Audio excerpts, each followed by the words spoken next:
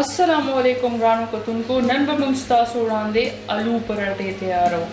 نو الو پراټې تاسو ماشومانو لپاره لنچ کې تیارولای شئ اسی هم چې څو غواړي تاسو جوړولای شئ کله تاسو ټراولینګ باندې ځئ بیا هم جوړولای شئ الو پراټې ډېر زیاتې مزیدار وي او جوړولو کې هم ډېر زیاتې اساني وي او یو څو شیزونو نه تیارې شي نو سنیکس په تور هم تاسو دا استعمالولای شئ او اوس خو هر سټریټ کې تقریبا آلو پراټې اسانه سره ملاوي دي شي خو که تاسو خپل کور کې جوړ کې خالص او صفا انګریډینټس نه نو هغه ډېر زیات هیلدي وي راځئ چې موږ تاسو ته انګریډینټس وښایو آلو سټف پراټې لپاره چې کوم شیزونه پکار دي هغه به موږ تاسو ته وښایو دلته موږ 3 میډیم سایز الوګان لا جوش ورکړی دي داسې دي او د دې سکن هم موږ لرې کړو او هغې نه پس دا موږ فریج کې لږ سات له کېښول چې کله موږ پراټې کې سټفینګ اچو چې بیا زموږ الوګان یخ شوي وي لږ ځکه چې دا یخ نه وي ګرم وي سټفینګ نو بیا پراټه الوګان فریج کې کېښودل ځکه ضروري وي چې که دا موږ یخ نه کړو نو ګرم سټفینګ پراټې نه بهر راوځي او زموږ پراټې شیپ خراب شي دې نه علاوه چې موږ کوم شیزونه استعمالوو شین مرچکې یو دا موږ ورکوټې کټ کړی دی او پیاز ډېر ورکوټي سایز والا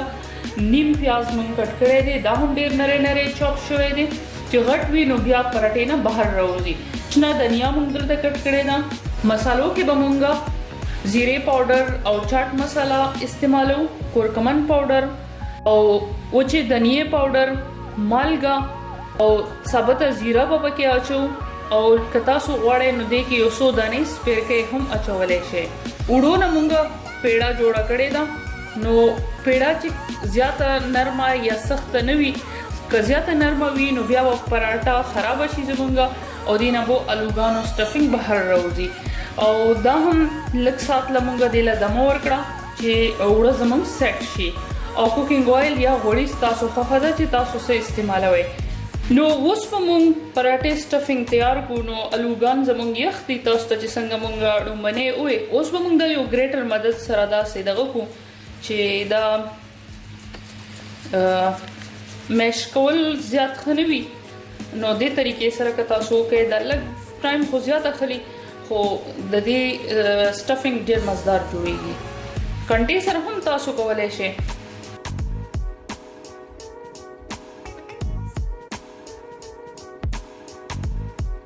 که تاسو سره ټایم کم وي نو بیا فوک استعمال کړئ اوس به موږ دې کې پیاز واچو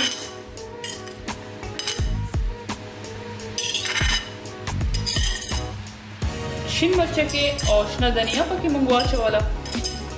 که دا ټول شیزونه تاسو سره نه وي چې کوم شیزونه تاسو سره کور کې موجود وي نو هغه استعمال کړئ ثابته زیره او مالګه به دې کې واچو کمن پاوډر وچې دنیې پاوډر چاټ مساله او زیره پاوډر به دې کې واچو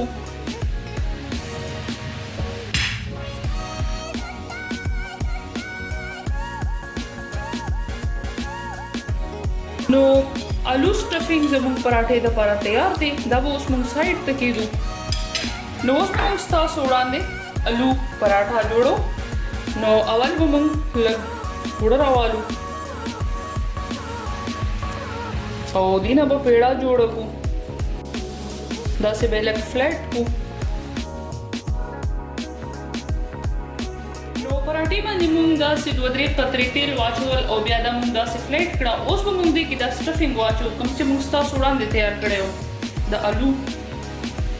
چې څومره سټفینګ تاسو غواړئ خو ډېر زیات اوور هم نه کوئ ځکه چې بیا به سټفینګ بهر راوځي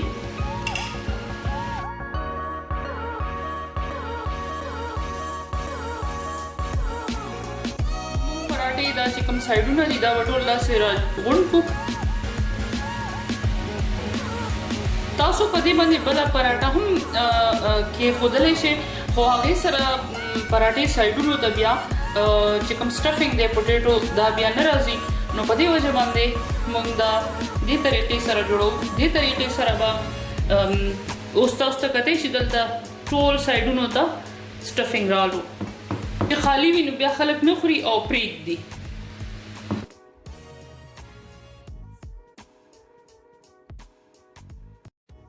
به موږ بیلن سره داسې دغه کو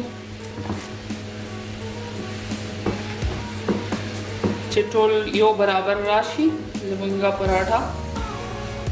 او د دې سټفینګ.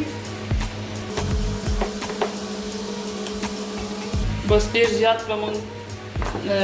نری نه جوړو، دې سره به الوګان بهر راوځي. نو اوس به موږ پراټا دلته طباخي باندې واچو. طباخي زموږ ګرم دی.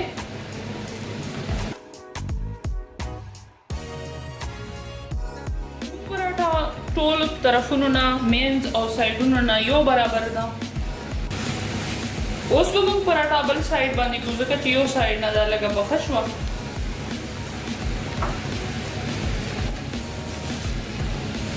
او دې کې چې کوم دا ایکسټرا وړو دي دا به موږ داسې لږ صفا کړو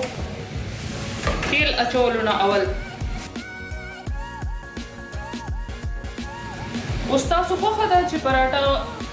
غوړي کې جوړوئ یا په تیلو کې جوړوئ، نو موږ به دلته تیل استعمال کړو.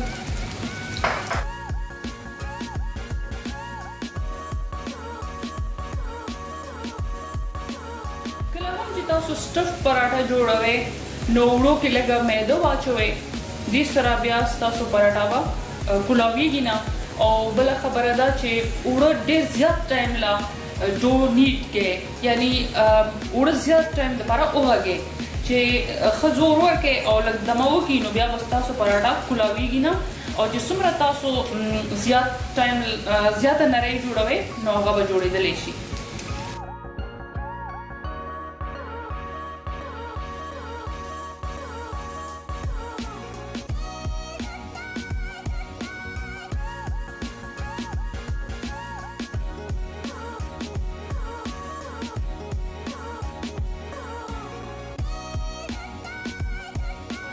تیاره شوه دواړه سایډونو نه. اوس به موږ دا پلیټ کې واچو. نوره پراټې به تیارې کړو په همدې طریقه باندې.